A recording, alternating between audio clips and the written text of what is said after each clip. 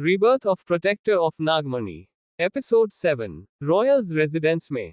घर के हॉल में दादी अदिति, उनकी दो बहुएं यामिनी और शीतल उनके होने वाले समधियों के साथ बातें कर रही थी। वहां एक तरफ 3 औरतें बैठी थी, वहीं दूसरी तरफ मिशा के मम्मी पापा यानी शालिनी और रणधीर दीवान बैठे हुए थे। हॉल के दूसरी तरफ डिनर टेबल पे राहुल, राज, किंजल, रीमा और टीना अपनी होने वाली भाभी मिशा के साथ बैठकर आपस में गप्पे लगाने लगते हैं। वही ऋत्विक गुस्से में अपने रूम में जाता है और वहां रखी चीजें जमीन पर फेंकने लगता है। फिर वो शावर लेने चला जाता है। थोड़ी देर बाद मिशा से अब और रहा नहीं जाता तो वो वॉशरूम का बहाना करके ऋत्विक के रूम में चली जाती है। वो वहां जाकर रूम की ऐसी हालत देखते हैं तो वो शॉक रह जाती है। वो खुद से ही कहती है, ओह गॉड, ये ऋत्विक कितना गुस्सैल आदमी है। बाप रे, इतना गुस्सा कोई करता है क्या। वैसे जो भी हो, बंदा है तो हॉट। एंड हॉट बॉयज का नेचर भी हॉट ही होता है ना। कोई बात नहीं, शादी के बाद मैं ऋत्विक को बिल्कुल ठीक कर दूंगी, और अगर वो नहीं बदला तो मैं थोड़ा एडजस्ट कर दूंगी। हाय, मुझे तो ऋत्विक के गुस्से पर भी कितना प्यार आता है। ओह डार्लिंग, पता नहीं तुम कब ये बात समझोगे। तभी ऋत्विक टॉवल लपेटकर बाथरूम से बाहर आता है और अपने वार्डरोब से अपने कपड़े निकालने लगता है। वहीं मिशा जब उसके पीछे से उसकी मस्कुलर बॉडी देखती है तो वो वही स्टैच्यू बनकर खड़ी हो जाती है और उसे बस निहारने लगती है। मिशा आंखें बड़ी करके एकटक ऋत्विक को देखने लगती है। फिर वो धीरे धीरे उसके पास आती है। ऋत्विक को अब भी उसके होने का एहसास नहीं होता और वो खुद में ही बिजी होता है। जब मिशा ऋत्विक के ठीक पास आ जाती है तो उसे ऋत्विक के गले पर एक बड़ा काला निशान दिखता है जो उसे सही से दिख नहीं रहा, तो वो उसे छूने की कोशिश करती है। जब ऋत्विक अपने कपड़े ले लेता है तो वो एकदम से टर्न होता है, वही उसके ठीक पीछे मिशा को देखकर वो एकदम से चिल्ला उठता है। ओई माँ! इससे मिशा भी डर जाती है और वो एक कदम पीछे हो जाती है। वही ऋत्विक के ऐसा करने से वो टॉवल नीचे गिर जाता है जिसका उसे एहसास नहीं होता। वही मिशा अपना लाल चेहरा लेकर अब ऋत्विक के नीचे देखने लगती है। इसके चलते वो ऋत्विक के निशान के बारे में सब भूल जाती है। वही ऋत्विक का ध्यान जब उसकी नजरों पर जाता है और वो उसका पीछा करता है तो पाता है कि वो अभी उसके सामने पूरा नेकेड खड़ा है। इससे ऋत्विक का चेहरा भी शर्म से लाल हो जाता है और वो जोर से चिल्लाता है, इससे मिशा अपने ख्यालों से बाहर निकलती है और अपनी आंखों पर हाथ रख देती है। वही ऋत्विक जल्दी से वो टॉवल वापस से पहन लेता है। इतने में वहां उसके बदमाश भाई बहन भी आ जाते हैं। जब वो पहले बिगड़े रूम का, फिर ऋत्विक का, फिर मिशा का लाल चेहरा देखते हैं तो वो जोर जोर से हंसने लगते हैं। राज छेड़ते हुए कहता है, क्या बात है भाई, शादी से पहले ही हम। फिर रीमा कहती है, bro this is very bad, at least पहले शादी तो कर लो। फिर किंजल कहती है, येस ब्रो, ये आपका यूएस नहीं है, यहाँ ये सब नहीं चलेगा। आप ऐसे कैसे शादी से पहले किसी लड़की के सामने ऐसे आ सकते हो, ये गलत है।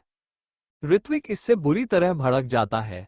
वो मिशा से रूडली कहता है, मिशा की बच्ची, तेरी हिम्मत कैसे हुई मेरे रूम में आने की, वो भी बिना मेरी परमिशन के। मेरे रूम ऐसे बिना मुझसे पूछे कोई भी एंटर नहीं कर सकता। कोई भी मतलब कोई भी नहीं, समझी तुम? बाय द वे, तुम हो कौन मेरे रूम में आने वाली? अपनी लिमिट्स में रहो, समझी? अगली बार अगर तुम यहाँ आए, अगर तुमने गलती से भी इस रूम की तरफ आंख उठाकर भी देखा तो आई स्वेयर मैं तुम्हें उठकर बाहर पटक दूंगा, समझ गई? Now just get lost. Ritwik को इतनी बुरी तरह डांटते देखकर सभी लोग एकदम चुप हो जाते हैं। वही मिशा को तो रोना ही ना जाता है। वो रोते हुए बाहर चली जाती है। रणधीर और शालिनी जो हंस हंसकर बातें कर रहे थे, अपनी बेटी को यूं रोते हुए घर के बाहर जाते देखकर वो एकदम से खड़े हो जाते हैं। माँ ने कहा, अरे बेटा मिशा, कहाँ जा रही हो? रुको। तभी रणधीर बोले, लगता है कुछ बहुत बुरा हुआ है। शालिनी, जल्दी से मिशा के पीछे चलो, पता नहीं वो कहाँ जा रही है। फिर वो दोनों भी मिशा के पीछे टेंशन से निकल जाते हैं। वही अदिति, यामिनी और शीतल तीनों हैरान होकर उन्हें जाते हुए देखती है। दादी ने पूछा, अरे यामिनी, इन्हें क्या हुआ? और मिशा बेटी ऐसे रोते हुए क्यों चली गई? तभी यामिनी ने मायूसी से कहा, माँ मुझे क्या पता। तभी वहां सारे बच्चे मुंह लटकाए आ गए। शीतल ने पूछा, अरे बच्चों, क्या हुआ? मिशा ऐसे रो क्यों रही थी? और तुम सबके चेहरे ऐसे लटके हुए क्यों हैं? तभी किंजल ने कहा, चाची मैं आपको सारी बात बताती हूँ। वो हुआ यूं कि मिशा भाभी जाने अनजाने ऋत्विक भाई के रूम में चली गई बिना उनसे पूछे। एंड आपको तो पता है कि ऋत्विक भाई किसी को भी अपने रूम में आने नहीं देते। तो वो वहां मिशा भाभी को देखकर भड़क गए और उन्हें बुरी तरह से डांट दिया। इससे मिशा भाभी रो पड़ी और वहां से रोते हुए निकल गई। ये सारी बातें सुनकर यामिनी ने अपना माथा पीट दिया। उसने अपने सिर पर हाथ रखकर कहा, हे भगवान, इतनी सी बात के लिए ऋत्विक ने इस बेचारी को डांट दिया। ऐसे में वो बेचारी रोए नहीं तो क्या करे। वही दादी ऋत्विक को जोर जोर से आवाज लगाने लगती है, ऋत्विक बाहर आ। ऋत्विक ऋत्विक अब तक नाइट सूट में रेडी हो चुका था तो वो अपने रूम से बाहर आ गया। फिर उसकी दादी और उसकी माँ ने उसकी जमकर क्लास लगाई। कुछ घंटे बाद जब उनका हो गया तो फिर वो सोने चली गई। वही ऋत्विक अपने रूम में आकर गुस्से में वापस से चीजें तोड़ने लगता है। वही शिवन्या के रूम में जिया शिवन्या और व्योम को हुई अब तक की सारी बातें डिटेल में बताने लगती है। पूरी बात सुनकर शिवन्या कहती है, जिया अब तुम मेरी बात सुनो। तुम अब से एक काम करो, तुम ऑफिस चले जाना और मैं सारा दिन घर पर रहूंगी। इससे एक शिवन्या घर के बाहर रहेंगी और दूसरी घर के अंदर। इससे किसी को कोई शक भी नहीं होगा। व्योम ने पूछा, शिवन्या तुम यहाँ कब तक रुकना चाहते हो? देखो मैं तुम्हें यहाँ ज्यादा दिन तक नहीं रुकने दूंगा। शिवन्या ने मासूम सा चेहरा बनाकर कहा, हाँ व्योम मुझे पता है, मैं बस कुछ ही दिन यहाँ अपने मम्मी पापा के पास रहना चाहती हूँ। आई प्रोमिस कि मेरी वजह से किसी को भी कोई तकलीफ नहीं होगी। इससे व्योम बस हम्म कह देता है। फिर जिया कहती है, ठीक है जैसा आप चाहे, मैं बाहर का सारा काम संभाल लूंगी।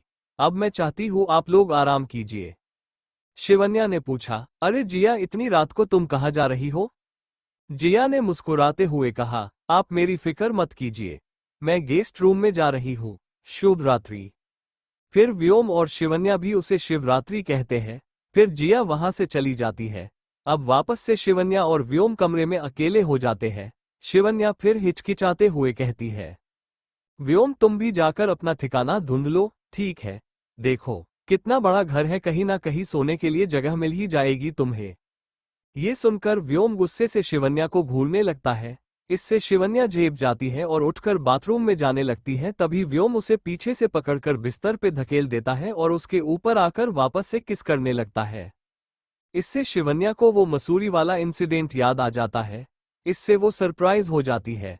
वो व्योम से सवाल करना चाहती थी पर व्योम था कि उसके होठों को छोड़ ही नहीं रहा था। शिवन्या फिर हार मानकर उसे किस करने लगती है। अगले दिन सुबह जब माँ और पापा उठते हैं और रेडी होते हैं तो उन्हें आज बहुत अजीब लगता है। यूं तो शिवन्या हर रोज सुबह जल्दी उठकर उन्हें शिवजी का प्रसाद देती है, घर का सारा काम भी निपटा देती है, ऊपर से नाश्ता और टिफिन भी तैयार करके रखती है, लेकिन आज ऐसा कुछ भी नहीं था। पापा ने पूछा, अरे आज क्या हुआ मेरी लाडू को, आज ये आई क्यों नहीं? माँ ने कहा, पता नहीं जी, चलिए उसके रूम में जाकर देखते हैं। इतने में नितिन भी स्कूल जाने के लिए रेडी होकर बाहर आ गया। आज उसके स्कूल में 10वीं क्लास के खास सेमिनार लगे हुए हैं जिसमें बाहर से प्रोफेसर्स आकर उन्हें एग्जाम कैसे आसानी से क्रैक करे उसकी टिप्स देने वाले हैं, इसलिए वो आज काफी जल्दी में होता है। तभी वो अपने मम्मी पापा को शिवन्या के रूम में जाते हुए देखता है तो वो उनसे पूछता है, माँ पापा आप दोनों दीदी के रूम में क्यों जा रहे हैं, क्या हुआ? तभी माँ ने उसे बताया कि उसकी दीदी आज सुबह से दिखी नहीं है, तो उसे बस कमरे में देखने जा रहे हैं। फिर तीनों ही साथ में शिवन्या के रूम में जाते हैं और दरवाजा खोल देते हैं। वहां रूम में शिवन्या व्योम के सीने पर सर रखकर बड़े आराम से गहरी नींद में सोई हुई थी। वही व्योम उसे कसके साइन से लगाकर मजे से सो रहा था। उनकी ये बात अच्छी थी कि उन्होंने कंबल को सिर से लेकर पांव तक ओढ़े हुए था, नहीं तो सबको ये पता चल जाता कि उन्होंने बिल्कुल भी कपड़े नहीं पहने हुए। वही माँ, पापा और नितिन तीनों की आंखें ये देखकर फटी की फटी रह जाती है। फिर वो तीनों बिना आवाज किए रूम के बाहर आ जाते हैं। नितिन ने मजाक करते हुए कहा, पापा ये व्योम जब भी आते हैं हमेशा हमें सरप्राइज करते हैं, है ना? माँ ने कहा, हाँ बिल्कुल सही कह रहे हो तुम, व्योम की तो बात ही निराली है। सुनिए जी, अब शादी में और देर मत कीजिए, आप शिवन्या से बात कीजिए कि वो शादी के लिए मान जाए। तभी पापा ने हंसने हुए कहा, शोभना जी आपका हुक्म सर आंखों पर, जैसा आप चाहती है वैसा ही होगा। मैं बाद में शिवू से इस बारे में बात करूंगा। ठीक है, फिलहाल मैं चलता हूँ, आप मेरे खाने की चिंता मत करना, मैं वहीं पे कुछ खा लूंगा। फिर नितिन और पापा दोनों ही अपने काम पर निकल गए। वही माँ भी रसोई घर में काम करने चली गई। जैसे ही माँ रसोई घर में एंटर करती है उसी समय जिया अनाथालय के लिए निकलती है। जिया खुद से ही कहती है, हे शिव जी, आज मुझे उठने में इतनी देर कैसे हो गई? आज सच में बहुत ज्यादा लेट हो गया। ये बोलते बोलते जिया बिना किचन की तरफ ध्यान दिए अपने काम पर निकल जाती है। वही उसके जाते ही माँ रसोई घर से बाहर आती है और यहाँ वहाँ देखने लगती है। वो खुद से ही कहती है, अरे अभी क्या मैंने शिवू की आवाज सुनी, लेकिन वो तो सो रही है। मैं भी ना, जरूर मुझे वहम हुआ होगा, पक्का मेरे काम बज रहे हैं। इतना बोलकर वो वापस से किचन में चली जाती है। वही ऋत्विक अपना सिर झुकाए बेड पर बैठा हुआ है। वो कल पूरी रात सोया ही नहीं। फिर उसके रूम में शीतल आती है। इस पूरे घर में अगर कोई ऋत्विक के रूम में आ सकता है तो वो सिर्फ शीतल ही है। ऋत्विक के रूम की सफाई का जिम्मा भी शीतल का ही है। ऋत्विक अपने पूरे परिवार में सबसे ज्यादा करीब अपनी शीतल चाची से है। शीतल ने फिर प्यार से ऋत्विक के सिर पे हाथ रखा। इससे ऋत्विक ने अपना सिर ऊपर उठाता है। अपने सामने अपनी चाची को देखकर ऋत्विक इमोशनल हो जाता है और अपनी चाची की कमर पकड़कर रोने लगता है। शीतल उसके सिर पर प्यार से हाथ फेरती है और पूछती है, ऋत्विक शांत हो जा बेटे। मैं ये बात अच्छे से जानती हूँ कि तू मिशा को पसंद नहीं करता, लेकिन तू उसे एक मौका तो दे ही सकता है ना। वो लड़की सच में बहुत अच्छी है। वो पगली की तरह तुम्हें प्यार करती है। तू बस एक बार ठंडे दिमाग से उसके बारे में सोचकर तो देख, क्या पता तेरा मन बदल जाए। ऋत्विक ने रोते हुए कहा, चाची ये नहीं हो सकता, ये अब पॉसिबल नहीं है। मैं मिशा को कभी अपना नहीं सकता। शीतल ने पूछा, लेकिन क्यों बेटा, आखिर कमी ही क्या है उसमें? उसे देखकर कोई भी ये आसानी से कह सकता है कि वो मरती है तुझ पर। मेरी बात मान बेटे, मिशा तुझसे बहुत प्यार करती है। वो तेरी हर खुशी का ख्याल रखेगी। तभी ऋत्विक ने अपने चाची की आंखों से आंखें मिला के कहता है, चाची ये नहीं हो सकता। मेरा और मिशा का कभी कोई रिश्ता नहीं हो सकता, क्योंकि मैं शिवन्या से प्यार करता हूँ। बहुत ज्यादा, इतना कि कोई सोच भी नहीं सकता। तभी शीतल ने चौंकते हुए पूछा, क्या? ये तुम क्या बोल रहे हो ऋत्विक, ये नहीं हो सकता। वो रिश्ता तो कब का टूट चुका है। ऋत्विक ने कहा, सब मैं नहीं जानता। मैं बस शिवन्या को चाहता हूँ और फ्यूचर में उसी से शादी करूंगा। घर वाले चाहे माने या ना माने, मैंने डिसाइड कर लिया है। मैं शिवन्या को अपना बनाकर रहूंगा। इससे शीतल पहले तो ऋत्विक पर गुस्सा करने का सोचती है, फिर वो खुद को शांत कर लेती है, क्योंकि कल रात ही बेचारे में अपनी दादी और अपनी माँ की डांट खाई थी। इसलिए चाची बस चुप रह जाती है। वही ऋत्विक अपनी चाची की चुप्पी को उनकी हाँ समझ लेता है। फिर वो जल्दी रेडी होकर सबके ब्रेकफास्ट करने के पहले ही ऑफिस के लिए निकल जाता है और वहां काम करने लगता है। वही शीतल अब परेशान हो जाती है कि वो ऋत्विक के प्यार का साथ दे या बेचारी मिशा के प्यार का साथ दे। नेवलों की दुनिया में नरेंद्र आज बहुत ही ज्यादा गुस्से में है। वहीं उनकी पत्नी लसिका भी बहुत ज्यादा दर्द में है। और ऐसा हो भी क्यों न, उनके सबसे छोटे और लाडले बेटे पर किसी नाग ने हमला जो कर दिया।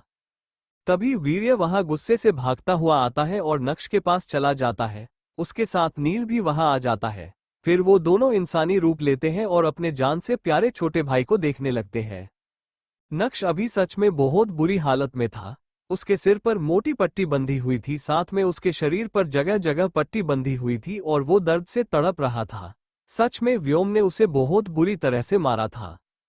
वीर्य और नील से अपने भाई की ये हालत देखी नहीं जाती और वो गुस्से से अपने पापा के पास कार पूछते हैं, किसने? ये किस नाग ने किया है? हम उसे जान से मार देंगे, जल्दी बताइए पापा।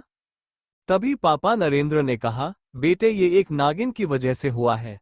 वो नाग अपनी उस नागिन को बचाने के खातिर यहाँ आया था। तभी नील गुस्से से बोल, वो जो भी है, लेकिन उन्हें ऐसा नहीं करना चाहिए था। उन्होंने गलत बंदे से पंगा लिया है। उनको पहले ये जान लेना चाहिए था कि वो किसका भाई है। आप बस हमें उसका पता बताइए, बाकी हम देख लेंगे। फिर वीर्य बोला, जा पापा आप सब हम पर छोड़ दीजिए। हम उसे और उसकी नागिन को जान से मार देंगे। उन्हें तड़पा तड़पा के मार देंगे। जितना दर्द उन्होंने हमारे भाई को दिया है उससे 100 गुना ज्यादा दर्द अब हम उन्हें देंगे। तभी पापा नरेंद्र जोर से आवाज देते हैं, दर्शन यहाँ आओ। इन्हें उन लोगों के बारे में जानना है, इनकी मदद करो। तभी दर्शन चाचा वहां आते हैं और कहते हैं, वो एक नागिन थी। मैंने उस नागिन को बहुत गौर से देखा था। मैंने अपनी यादश के सहारे उसका ये एक चित्र बनाया है। वो कुछ इस तरह से दिखती है। मैं वहां से तुरंत गया नहीं था, इसलिए जब उस नागिन को होश आया था तब भी मैं वही था। तभी मैंने नक्श की बातें सुनी थी।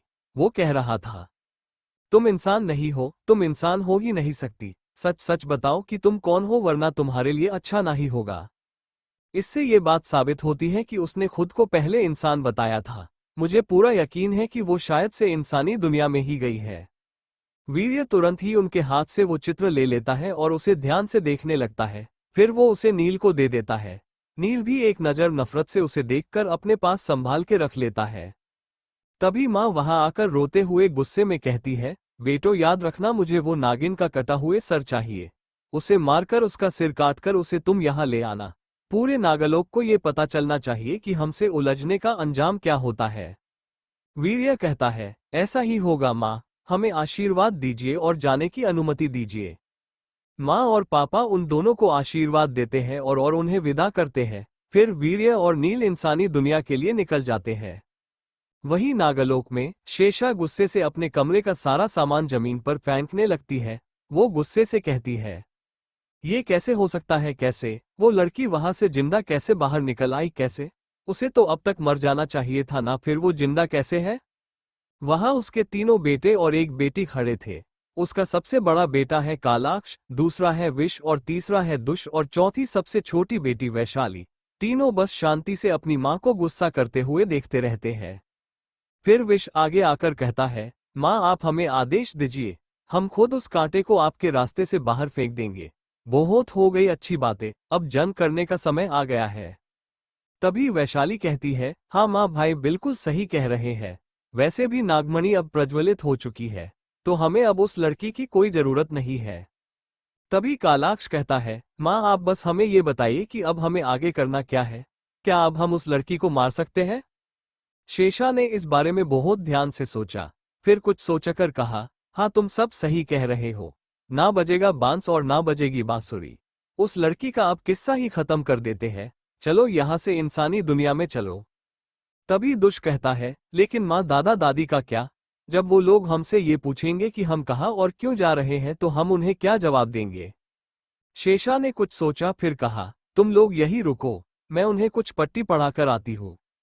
इतना बोलकर शेषा वहां से निकल जाती है। थोड़ी देर बाद शेषा खुश होकर आती है और कहती है, मेरे बच्चों जाने की तैयारी करो, हम अभी इंसानी दुनिया के लिए निकल रहे हैं। ये सुनकर सभी खुश हो जाते हैं। तभी कालाक्ष ने पूछा, हाँ माँ लेकिन ये तो बताओ कि दादा दादी से आखिर ऐसा कहा क्या आपने जो वो तुरंत ही मान गए? तभी शेषा ने कहा, अरे कहना क्या था, मैंने कहा कि व्योम उस शिवन्या के प्यार में सब कुछ भूल चुका है और उसे अब हमारी याद नहीं आती और वो हमें भूल चुका है। तो हम कुछ समय के लिए उसके साथ अकेले रहना चाहते हैं ताकि उन्हें हमारे परिवार की कीमत पता चल सके। बस इतना ही। फिर वैशाली ने कहा, हाँ बस इतना ही, साथ में थोड़े से आंसू और रिश्ता की दुहाई। वाह माँ आप तो सच में बहुत बुद्धिमान है। इससे शेषा मुस्कुराने लगती है और प्यार से अपनी बेटी के सिर पे हाथ फेरने लगती है। फिर सभी इंसानी दुनिया के लिए निकल जाते हैं। वही इंसानी दुनिया में गुरुमा चंडिका अपनी तंत्र साधना में डूबी हुई थी। वो कई सारे मंत्री का जाप कर रही थी। उसके पास मतलब थोड़े दूर यामिनी और अमन खड़े थे और बड़ी उत्सुकता से उसे देख रहे थे। वही उसके 14 शिष्य भी उसके साथ तंत्र जाप कर रहे थे। कुछ हवन में सिंदूर डाल रहे थे तो कुछ राख। कुछ ही देर में गुरुमा आंखें खोल देती है और गुस्से से खड़ी हो जाती है, फिर छड़ी जमीन पर मारने लगती है। इससे यामिनी और अमन परेशान हो जाते हैं। अमन पूछता है, गुरुमा क्या हुआ, साधना सफल नहीं हुई क्या? तभी गुरुमा गुस्से से बोली, अरे कैसे होगी सफल, वो कमीना मरते मरते मेरा जरूरी सामान अपने साथ ले गया। उसमें कुछ खास तरह की भभूत थी, कुछ मंत्र वाली चीजें थी जो मुझे अभी चाहिए। फिर यामिनी ने पूछा, तो क्या उसके बिना ये साधना पूरी नहीं होगी? मतलब हम उस नागिन को पकड़ नहीं पाएंगे? तभी गुरुमा ने कहा, बिल्कुल हम पकड़ पाएंगे, लेकिन मुझे उस सामान की खास जरूरत है। तुम दोनों को मुझे वो सामान लाकर देना होगा। जैसे ही वो सामान मेरे हाथ में होगा वो नाग नागिन दोनों ही मेरी मुट्ठी में आ जाएंगे। तभी यामिनी बोली, अब ये क्या नई मुसीबत है, हम वो सामान कहाँ से लाएंगे? फिर अमन बोला, डोंट वरी यामिनी, मैं वो सामान कहीं से भी ले आऊंगा, मैं इस बारे में पता करता हूँ। वही नागलोक से दूर एक नई दूसरी दुनिया में एक बंदा एक बड़े विशाल कमरे में आता है और कहता है, नागरानी तक्षिका की जय हो। फिर एक बड़े से सिंहासन पर बैठी वो नागिन कहती है, हाँ बोलो। वो बंदा बोला, हमें एक बहुत बड़ी खबर मिली है। हमारे एक साथी ने हमें ये बताया है कि नागलोक का अगला राजा यानी नागराज धर्मेश के बेटा व्योम इस वक्त इंसानी दुनिया में है अपनी नागरानी के साथ। ये सुनकर वो नागिन एकदम से खड़ी हो जाती है और उस बंदे के पास आकर पूछती है, क्या तुम सच कह रहे हो? क्या तुम उस शेषा की बात कर रहे हो? सुनने में तो ये आया है कि वो व्योम किसी इंसान को अपनी नागरानी बनाने वाला है। उसका क्या हुआ? तभी वो बंदा बोला, नागरानी जी, मैं उसी इंसानी लड़की की बात कर रहा हूँ जिसके पास अभी नागमणि है। वो अभी अपने नागलोक की सुरक्षा कवच के बाहर इंसानी दुनिया में है। उसके साथ वो व्योम भी है। ये सुनकर तक्षिका गहरी सोच में डूब जाती है। वो फिर एकदम से पूरे जोश से भर जाती है और मुस्कुराने लगती है। वो फिर उस बंदे को आदेश देते हुए कहती है, तो फिर नेक काम में देरी क्यों? अभी ही हम इंसानी दुनिया में जाते हैं और उस इंसान या नागिन जो भी है उसे मारकर हम वो नागमणि हासिल कर लेते हैं। फिर हम उस नागलोक पर हमला कर देंगे और उनका नामो निशान मिटा देंगे। जाओ और सबसे कह दो कि हम इंसानी दुनिया में जा रहे हैं तो जरूरी सामान ले ले। हमारा उस नागिन से सामना करने का और उसे मारने का यही सही समय है। पता नहीं फिर हमें ऐसा मौका मिलेगा या नहीं। हम किसी भी हाल में अब नागमणि को हासिल करके रहेंगे। वो बंदा बोला, जो हुकुम नागरानी। नागरानी तक्षिका की जय हो। ये बोलकर वो वहां से निकल गया। उसके जाने के बाद तक्षिका जोर जोर से खुशी से हंसने लगती है, फिर एकदम से उसके चेहरे पर नफरत आ जाती है। वहीं दूसरी तरफ माहिष्मती नगर में राजमहल में राजा मधुमल और उसकी बीवी कांचना आराम फरमा रहे होते हैं। वो एक मधुमक्खियों का नगर था। उनकी भी अपनी कुछ खासियतें थी। उनका सदियों से बस एक ही सपना रहा है, नागमणि को हथियाना। दरअसल उनका ये मानना है कि नागमणि से वो हमेशा के लिए अमर हो सकते हैं, इसलिए वो सदियों से उसे पाने की कोशिश करते हैं, लेकिन वो कभी भी कामयाब नहीं हुए। तभी वहां एक आदमी आकर कहता है, हुजूर, एक खुशखबरी है। तभी कांचना ने कहा, अरे वाह, खुशखबरी? ये शब्द सुने हुए तो सदियां बीत चुकी है। सुनाओ सुनाओ, क्या खबर आए हो तुम? फिर वो आदमी बोला, हमारे कुछ साथी इंसानी दुनिया में गए थे। वहां से उन्हें कुछ ऐसी खबर मिली जिसे सुनकर आप दोनों बहुत ज्यादा खुश हो जाएंगे। तभी राजा मधुमल ने कहा, ज्यादा पहेलियां मत बुझाओ, साफ साफ कहो कि क्या खबर है। फिर वो आदमी बोला, कल एक गरीब मछुआरे के यहाँ एक नागनागिन का जोड़ा आया था। उस जोड़े ने उन्हें बहुत सारी दौलत दी। इतनी दौलत दी कि उनकी आने वाली 7 पुश्तियों कमाने की जरूरत भी ना पड़े। फिर कांचना बोली, हम्मम, तो इसमें बड़ी बात क्या है? ये तो बहुत आम है। फिर राजा मधुमल ने कहा, हाँ, तो इसमें हमें बताने वाली क्या बात है?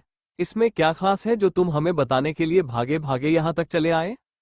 वो आदमी बोला, महाराज, खास बात यह है कि उन्होंने जाते जाते एक खास तरह का दूध पीछे छोड़ा था। हमारे साथियों ने ये अपनी आंखों से देख कि जैसे ही वो दूध उन इंसानों ने पिया, उनकी सारी बीमारियां दूर हो गई। वो एकदम से ठीक हो गए। उनका कहना है कि वो दूध बहुत चमत्कारी था। इससे उन सबकी जैसे उम्र बढ़ गई है। हमारे साथियों का कहना है कि वो दूध जरासल असल में अमृत ही है। मेरा कहना है कि हमें उस जोड़े को पकड़कर यहाँ ले आना चाहिए ताकि हमें भी को दूध या अमृत जो भी है वो मिल सके। ये सुनकर वो दोनों ही चौंक जाते हैं। राजा मधुमल ने खुशी से पूछा, सच? क्या ये सच में सच है? ये कोई झूठ या गलतफहमी तो नहीं है ना? वो आदमी बोला, ये बिल्कुल सच्ची खबर है महाराज। फिलहाल वो दोनों नाग नागिन इंसानी दुनिया में ही है। हमें जो भी करना है जल्दी करना होगा।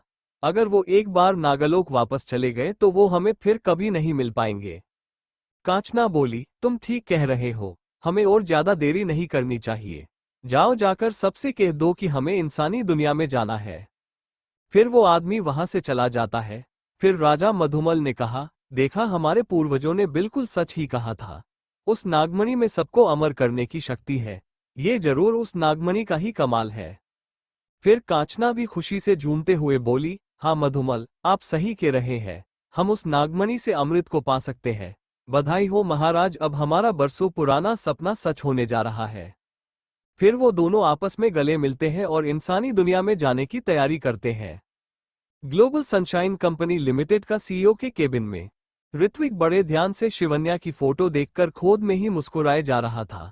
जो जितना ज्यादा शिवन्या की फोटो देखता उसे वो उतनी ही ज्यादा खूबसूरत लगती। इससे उसके दिल को बहुत सुकून मिलता।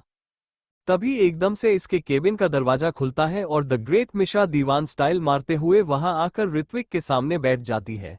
इससे पहले तो ऋत्विक एकदम से झेप जाता है, फिर एकदम से सख्त हो जाता है। ऋत्विक जोर से चीखते हुए बोला, मिशा, ये मेरा ऑफिस है, तुम्हारे घर का गार्डन नहीं जो तुम ऐसे मुंह उठाए यहाँ चली आए। इससे मिशा एक पल के लिए सहम जाती है, फिर अपने गॉगल्स अपने सिर पर चढ़ाकर ऋत्विक के सामने गोल गोल घूमने लगती है। इससे ऋत्विक अपनी एक आईब्रो ऊपर उठा लेता है। मिशा ने आज येलो कलर का क्लासिक ड्रेस पहना था एंड नीचे ब्लैक कलर की मिनी स्कर्ट, साथ में उसने येलो पर्स लिया था और आंखों में गॉगल्स पहन रखे थे। जब ऋत्विक उसके चेहरे को मेकअप में पोता हुआ देखता है तो उसका सारा मुंह मानो कड़वा हो जाता है। उसे ऐसी लड़कियां बिल्कुल भी पसंद नहीं आती जो कि जोकर जितना हैवी मेकअप लेकर घूमती हो। ऋत्विक का कोई भी रिस्पॉन्स ना मिलता देखकर मिशा फिर निराश हो जाती है और कहती है, कम ऑन ऋत्विक, कुछ तो बोलो, मैंने खास तुम्हारे लिए 3 घंटे तक मेकअप करवाया है, अपने बाल स्टाइलिश करवाए हैं, ये खास ड्रेस अप मैंने तुम्हारे फेवरेट कलर को ध्यान में रखकर किया है। क्या तुम्हें मेरे एफर्ट्स पर जरा सा भी तरस नहीं आता? तुम सच में बहुत कोल्ड हार्टेड हो। तुम दुनिया के सामने सख्त हो सकते हो लेकिन कम से कम अपनी मंगेतर के सामने तो तुम्हें अच्छे से बिहेव करना चाहिए ना। मंगेतर, ये शब्द सुनते ही ऋत्विक के काम खड़े हो जाते हैं। वो पूछता है, कौन मंगेतर? किसका मंगेतर? मिशा ने फिर चहकते हुए कहा, ओफो ऋत्विक, क्या तुम्हें सच में ये बात नहीं पता? मेरे पापा ने और तुम्हारे पापा ने मिलकर हमारा रिश्ता तय कर दिया है। अब बहुत जल्द हमारी सगाई होगी, फिर शादी। इससे ऋत्विक चीर जाता है। वो फिर सिर टिकाकर कहता है, सुनो मिस मिशा दीवान, एक बात तुम मेरी गांठ बांध लो, इस जन्म में तो मैं कभी तुमसे शादी नहीं करने वाला, समझ गई? एंड रही बात मेरे घर वालों की तो मुझे इससे घंटा फर्क नहीं पड़ता। ये मेरी लाइफ है, मेरी शादी है तो चॉइस भी मेरी होगी और मर्जी भी मेरी होगी। मैं कोई दूध पीता बच्चा नहीं हूं जो वो लोग मेरी लाइफ का डिसीजन लेंगे। तो मेरी तुमसे यही सलाह है कि तुम मुझसे कोई उम्मीद मत रखो। ऋत्विक की इन कड़वी बातों से मिशा का दिल दुखता है, फिर को अपना मन मजबूत करके इमोशनल आवाज में कहती है, ऋत्विक तुम्हें पता है ना, मैं तुमसे पिछले 10 सालों से पागलों की तरह तुमसे प्यार करती हूँ। मैंने अपनी पूरी लाइफ तुम्हारे नाम कर दी है। तुम एक बार कहकर तो देखो, मैं तुम्हारे लिए कुछ भी कर सकती हूँ। मैं तुम्हारे लिए खुद को पूरी तरह से चेंज कर दूंगी।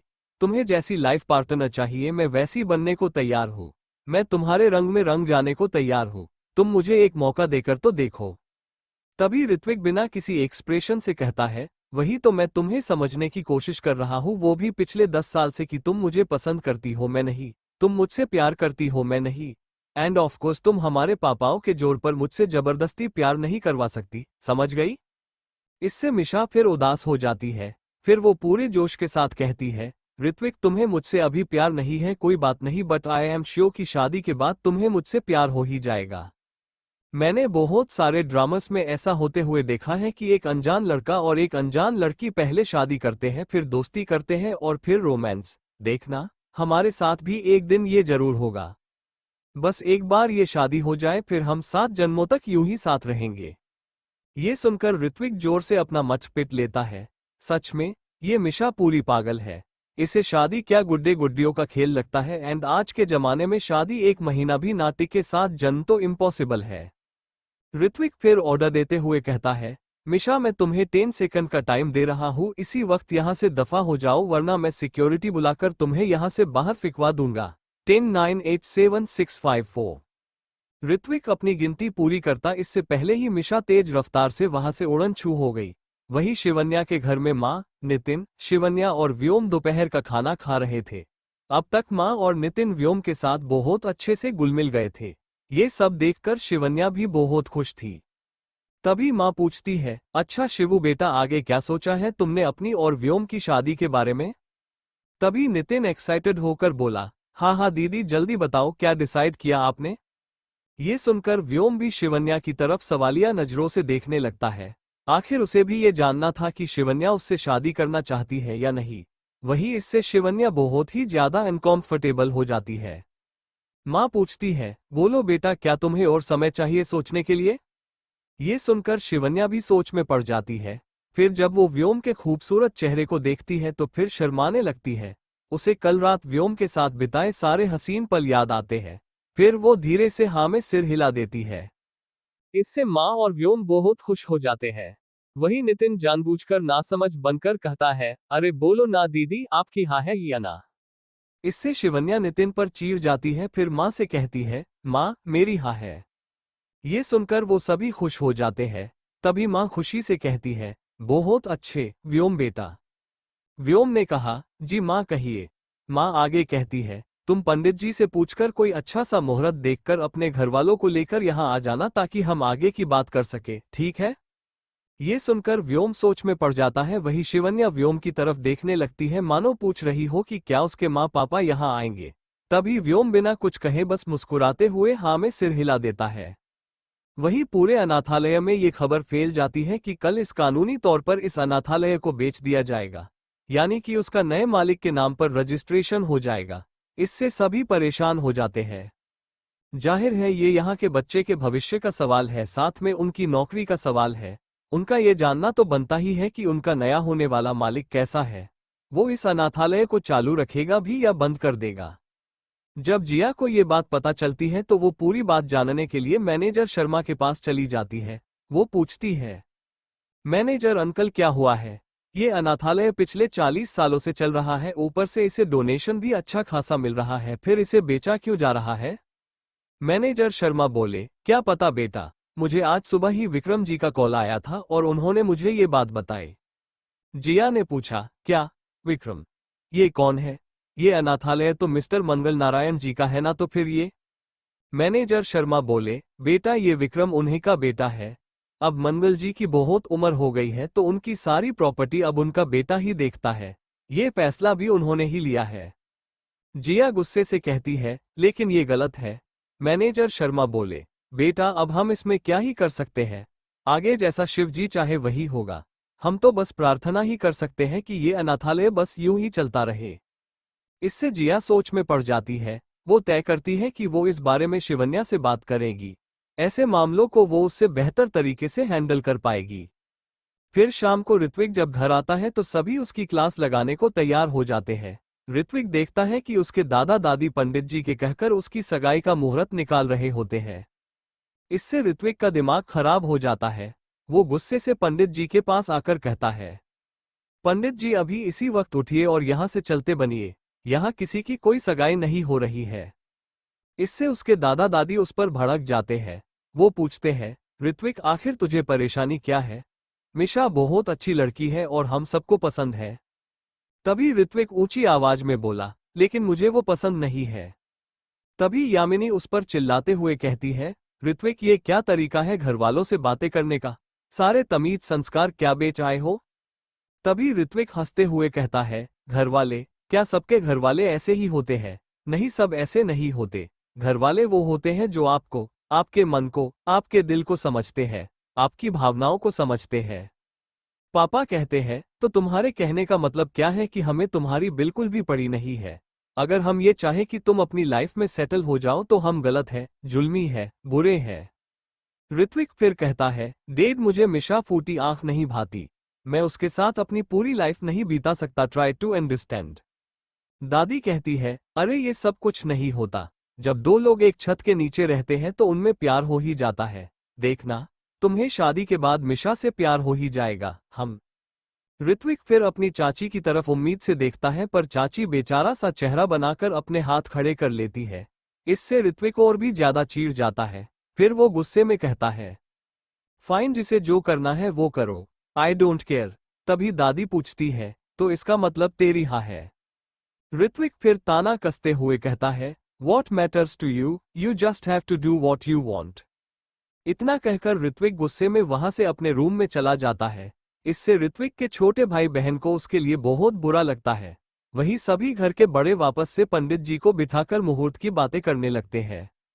शाम को ऋत्विक का मूड सही करने के लिए सभी भाई बहन यानी राहुल, राज, किंजल, टीना और रीमा ऋत्विक को बाहर डिनर ले जाने का प्रोग्राम बनाते हैं। ऋत्विक का उस वक्त कहीं भी बाहर जाने का मूड नहीं होता, लेकिन फिर भी अपने भाई बहनों की जिद पर वो जाने के लिए मान जाता है।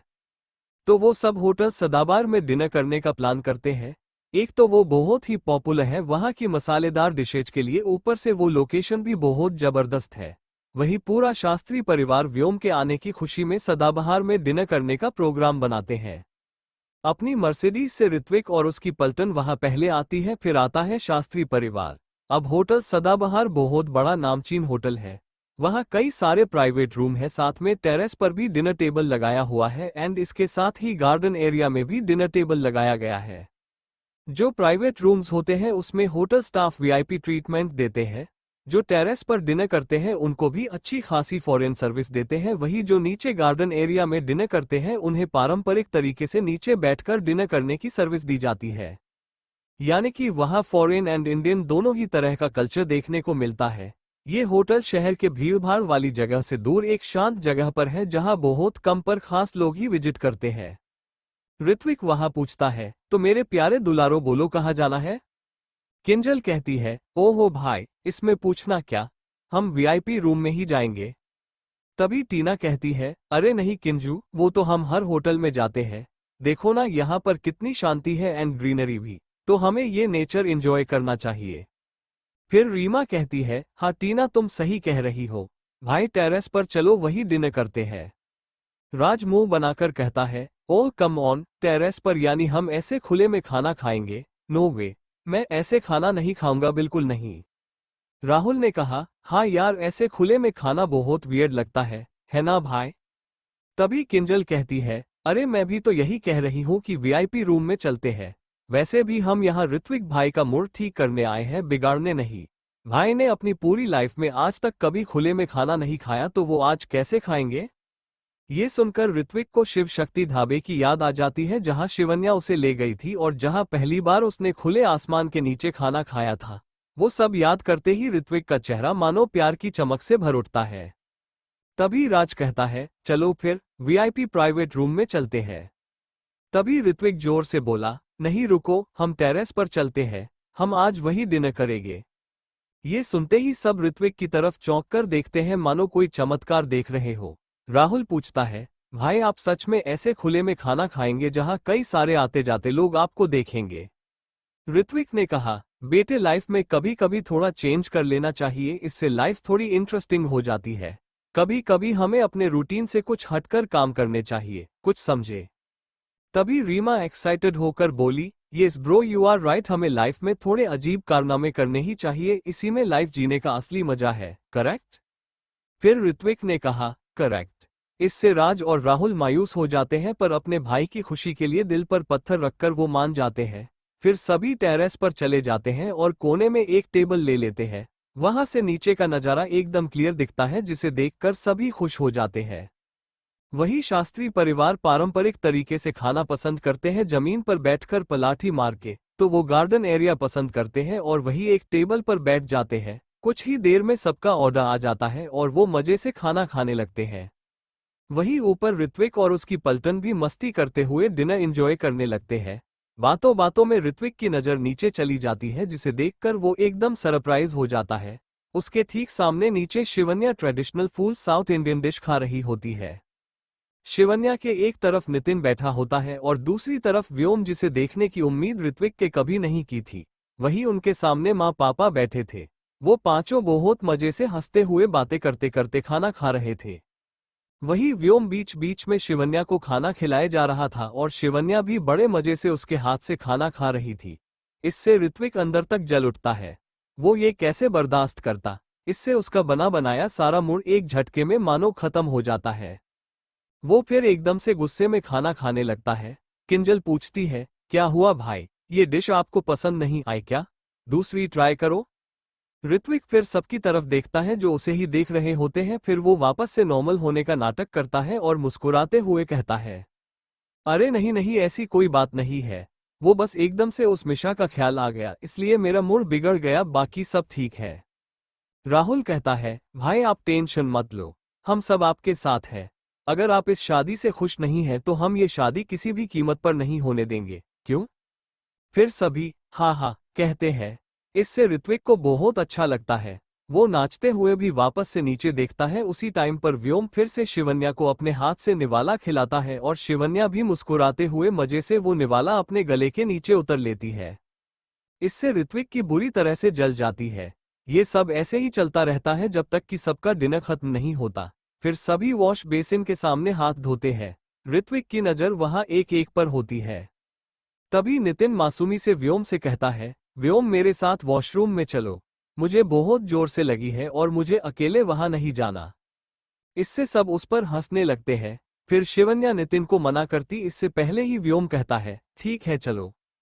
ये सुनकर नितिन खुश हो जाता है और अपना छोटा सा नाथ व्योम के बड़े से हाथ में डाल देता है। वही इससे शिवन्या व्योम से और भी ज्यादा इम्प्रेस हो जाती है। और ऐसा होता भी क्यों नहीं, भला कौन सी लड़की ऐसे लड़के को पसंद नहीं करेगी जो उसके परिवार का इतने अच्छे से ध्यान रखे। फिर व्योम और नितिन दोनों होटल में चले जाते हैं। वही जब ऋत्विक उनकी लिपसिंग समझता है तो उसे भी ये पता चलता है कि क्यों शिवन्या इस व्योम को इतना पसंद करती है। जाहिर है अगर ऋत्विक खुद भी एक लड़की होता तो वो भी अपने लिए व्योम जैसा ही लड़का पसंद करता, ना कि उसके जैसा जिसने शिवन्या के सामने ही उसके मम्मी पापा और छोटे भाई के साथ बदतमीजी की हो। ऋत्विक मन में सोचता है, हम्म ऋत्विक बेटे, शिवन्या का तुझे छोड़कर इस व्योम को पसंद करना बिल्कुल जायज है। उसके जगह कोई और दूसरी लड़की होती तो शायद वो भी यही करती। अगर तुझे शिवन्या का दिल जीतना है तो तुझे भी पहले शिवन्या के मम्मी पापा को इम्प्रेस करना होगा और सबसे पहले तो इस छोटे बॉम्ब को पटाना होगा। वैसे उसे देखकर लगता तो नहीं कि वो मुझसे पटेगा, पर अगर व्योम उस बच्चे को पता सकता है तो तू भी उसे पता सकता है। Everything is fair in love and war, और यहाँ तो लव एंड वॉर दोनों ही है। ऋत्विक बेटे कमर तोड़ने के लिए तैयार हो जा।